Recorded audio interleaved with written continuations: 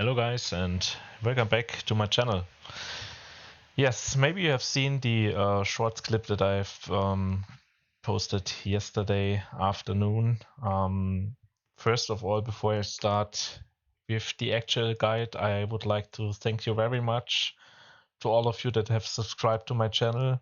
I'm just starting out and I yesterday reached the 100 subs mark.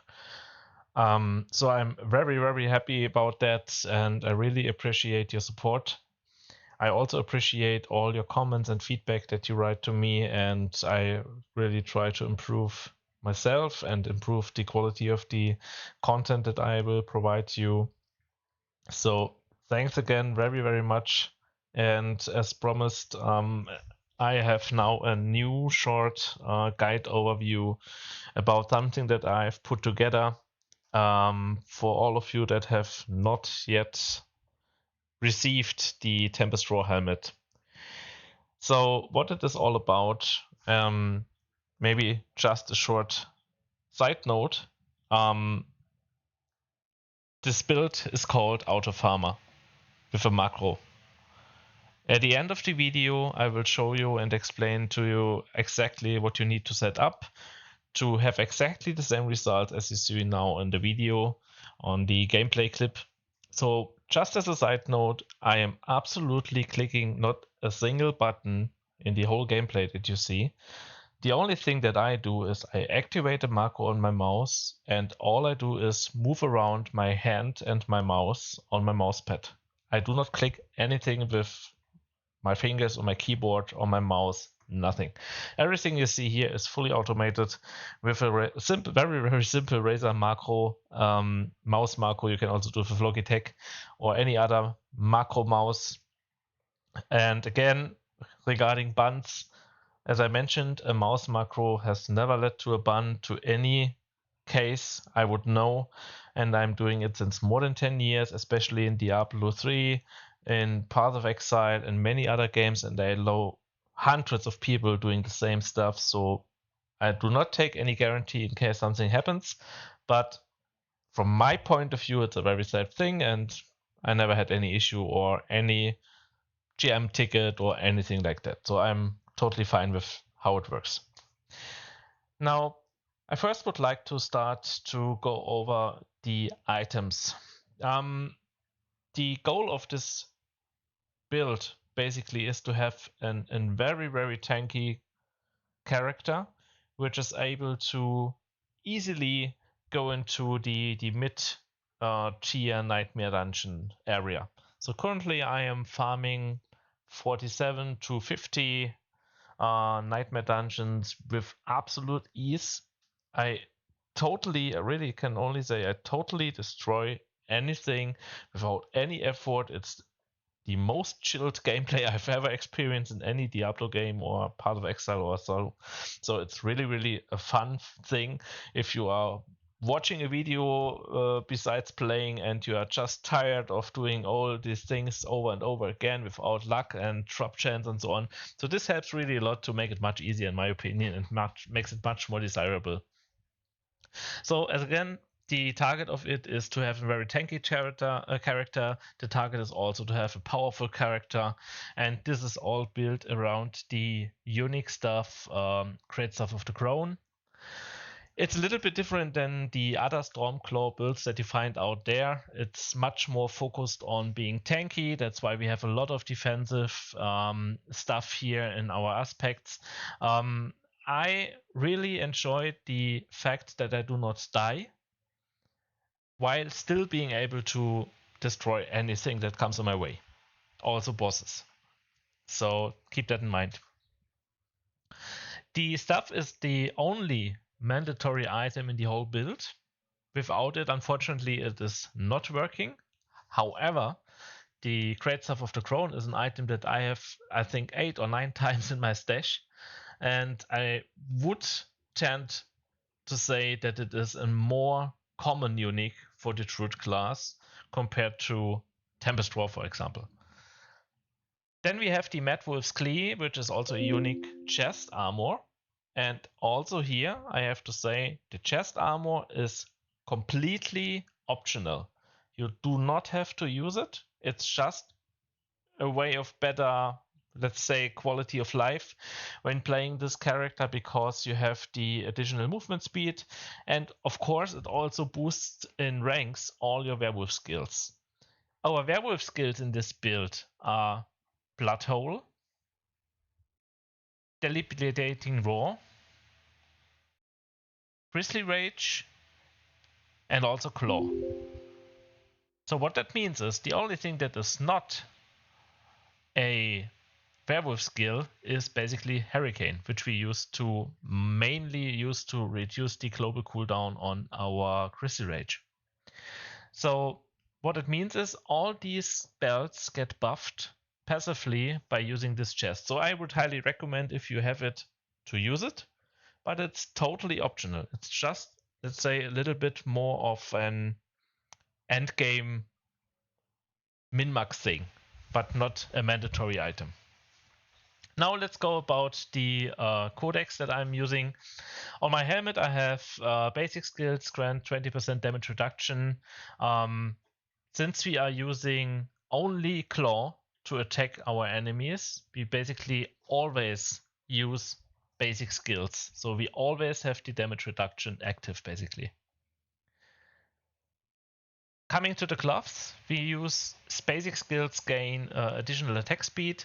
Attack speed in this build is very, very crucial because we have auto attack spells like Claw that we use.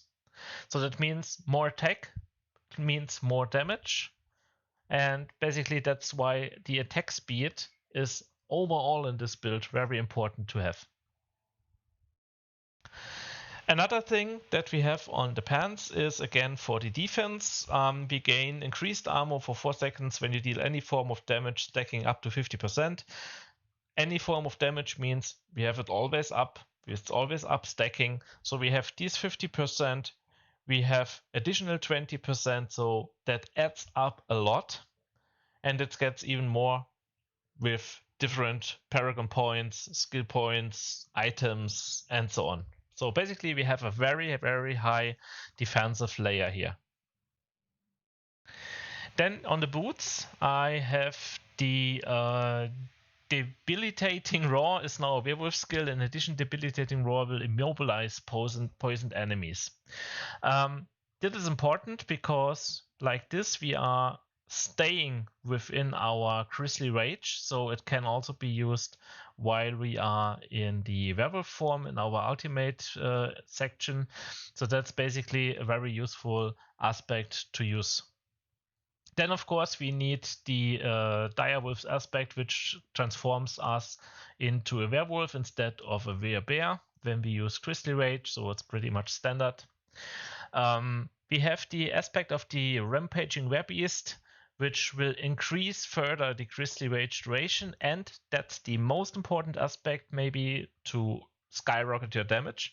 It is increasing our critical strike damage by 10% for every critical strike we deal, and that's a lot. That's really a lot.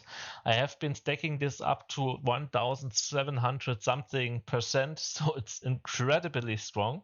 Since we are critting everything around us basically permanently, it's stacking up so fast. That's insane.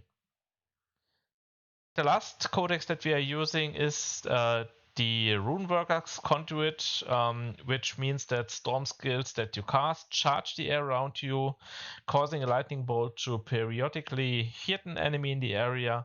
Lightning damage in this duration can be extended by additional critical strikes. So basically what this does is you get additional damage around you whenever you are basically dealing any form of damage. So it's also nice, and it also helps in stacking up our aspect of the Rampaging Werebeast, because these conduit lightning spikes that come from the heaven to the mobs will also critically hit.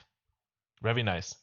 What you also can do is you can use the codex that will basically I think it's the Edge Master, which will boost your damage the higher your currently primary resource is.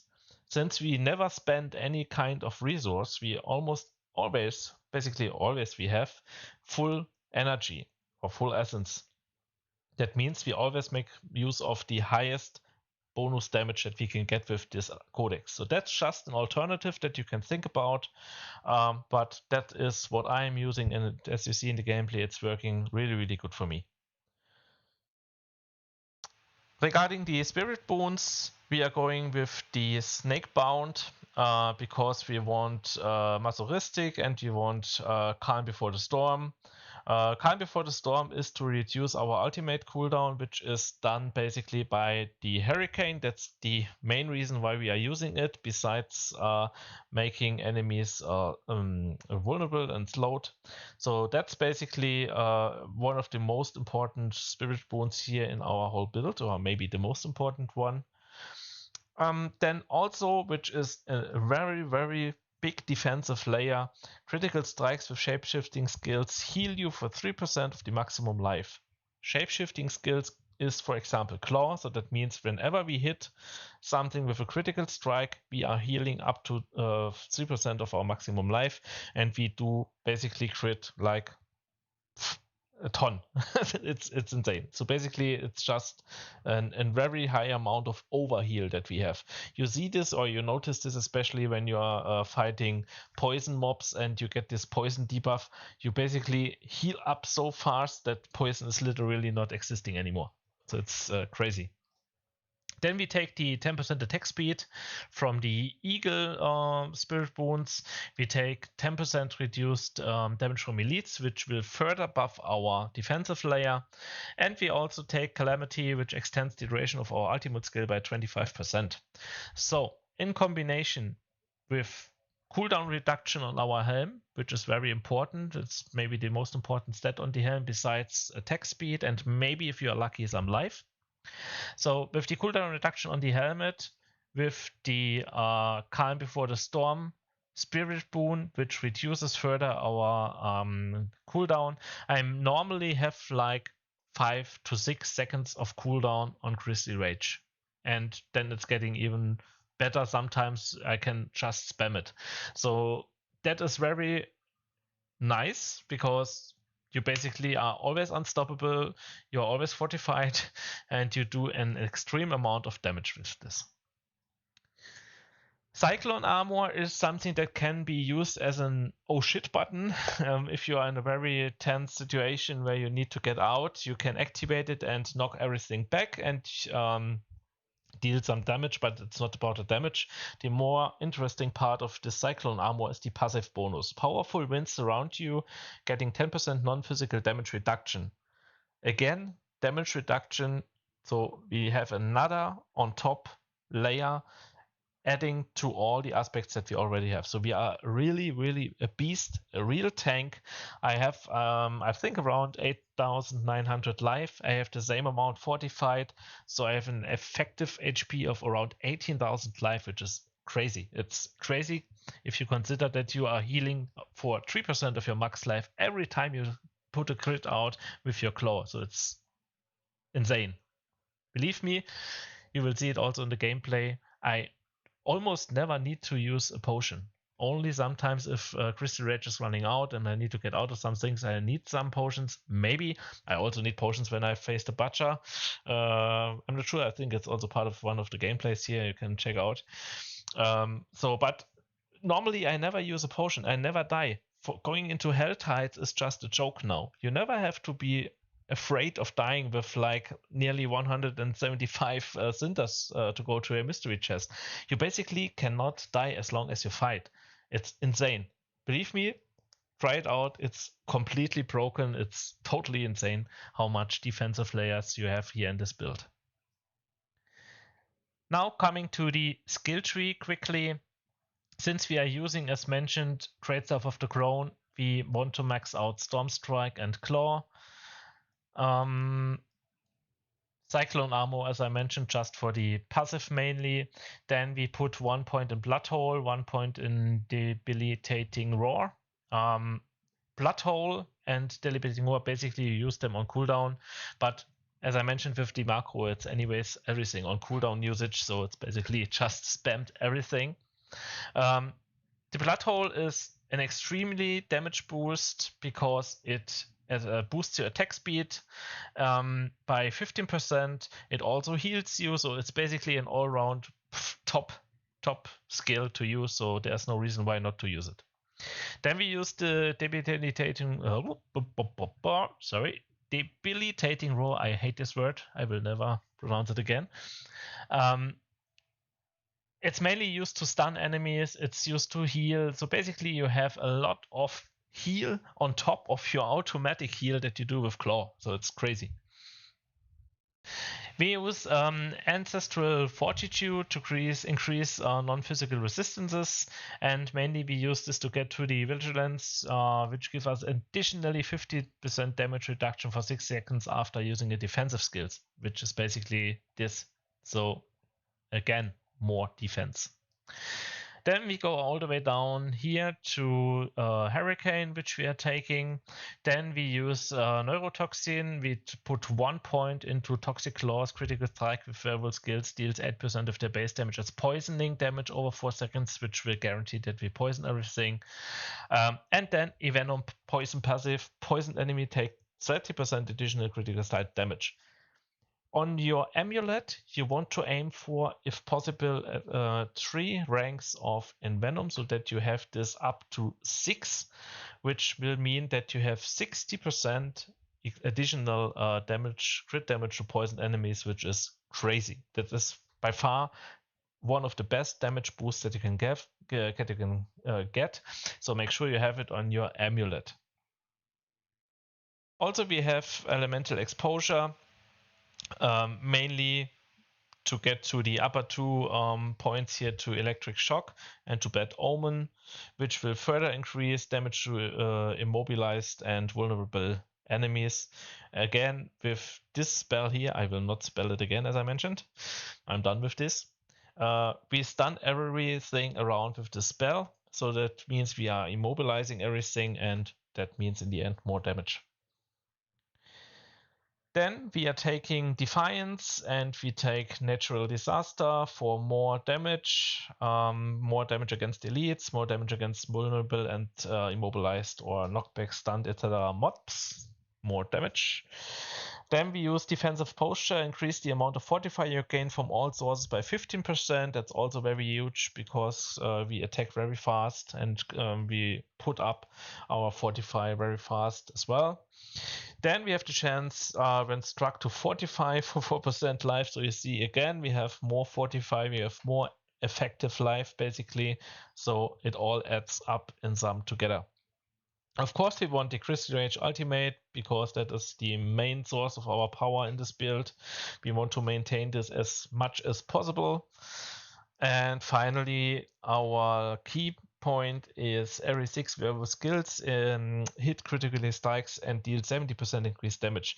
Since we focus on attack speed, we have a very high attack speed rate also by Plateau, which buffs us even more. So we hit so fast that this buff is very, very often attached to the enemies. That's basically our skill tree. It's very straightforward. We want to make as much out of our damage and defensives here with Autoclaw and with Crystal Rage. The Paragon skill tree is not finished. I'm not yet level 100, so we have some points to spend on. So I will not go too much into detail as it will extend the video unnecessarily. I just want to go about the directives that we are using. The first one is Territorial. The second one is Earth and Sky. From here we go over to this board where we do not take any cliff spot. The next cliff spot that we use is Exploit, and then here on top is Werewolf. You can also switch those two. You can first go here and then there. It's not a big deal. The thing is, what we want is attack speed, damage, crit damage, and here's also more attack speed. So basically that is the aim for the Paragon build. So you have this D4 planner, feel free to copy paste everything in here. And also I have put in some notes just for a summarize. Drone stuff is a must-have item. Werewolf chest is optional. Build specs: high attack speed, cooldown reduction on helmet, it's very tanky, almost no time on crystal rage, and the macro. So as I mentioned, I will put this now at the end of this small build guide. So I hope you have learned a little bit more about this specific build. It's not like all the other Stormclaw builds. It's a little bit more focused on defensive spells, but as you saw in the gameplay, it's very much capable of dealing with everything it comes in their way.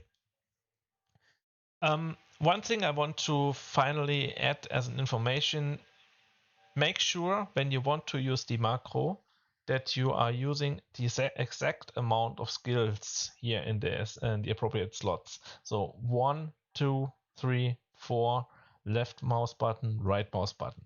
Right mouse button is the only thing that you do not have included in the macro. That's because I want to have it situational. As I mentioned, it's mainly there for the passive. And if I want to get out of situations, I want to decide when I want to use it. So that's why it's not part of the macro, but everything else is fully automated. You just need to move your mouse, remember that, and that's it. So let's talk about the macro that I want to show you. Basically, you might have seen already that we have the Diablo run macro. That's how I call it, the always run method, which was with the force move and mouse wheel down spam. If you have not seen this video, please check out my channel, and it will help you also in surviving difficult things. Now I want to show you the macro that is basically very, very simple but highly efficient in combination with the build guide that you are currently watching. Basically what it does, so let's jump in the macro configuration. By the way, this is not only working with the Razer macro or the Razer mouse. Basically, it will work with any kind of Logitech mouse and anything that is programmable that is capable of using macro. So it's just a very simple macro you will see. Important is that you set it up to toggle continuously playback. So that means you press this button here on the left side once, and then it basically will infinitely spam those buttons that you will see now. So we go to configure macros, and basically here we are. The macro that I created, very simple as it can be. There's literally nothing special. It's just pressing buttons, spamming buttons without any delay, and that's it. So since I'm playing with 1, 2, 3, and 4, where I have the spells that you saw in the video guide already, basically I want to make sure that I spam them whenever they are off cooldown. So basically whenever they are ready, press them. That's what my macro should do. The next thing is, since I have Stormclaw attack on my left mouse button, I also want to spam left mouse button. Basically what this will do is it permanently spams all these buttons, and that makes sure that you are always buffing yourself, you're always using Crystal Rage as soon as it comes up. You're permanently walking because left mouse click is also the standard button for walking around. You also have the left click bound to your attack, so you also attack while you move. Basically, that helps to play the whole game with my build with one hand, and you do not even have to push any button except activating this macro once. You just need to move around your mouse on your mouse pad, and everything else is done automatically. You can even loot with this macro because it clicks the left mouse button. You can even let the macro run when you want to interact with something. For example, if you want to free a hostage, you just hover with the mouse on the hostage and it gets released because it is spamming so fast that the game is not recognizing it, that you press other buttons in between. So that's also something. You can open chests, you can open doors, you do basically everything with this one macro. Important thing, it is only working in combination with my guide that you are watching. So that's it. That's very easy, but I always remember that a lot of people are not familiar with macro, with making things easier and so on. So it's a very simple mouse macro that you can use. That's the bonus video that I wanted to add for you as big thanks for the 100 subscribers. I'm very, very proud. I'm very happy that you like my content. I'm willing to improve. I'm just starting out and trying to learn from your comments, from your feedback, and so on. So thanks again, everyone. I hope you enjoy your day. Please leave me a like and subscribe, and see you soon, hopefully. Bye bye.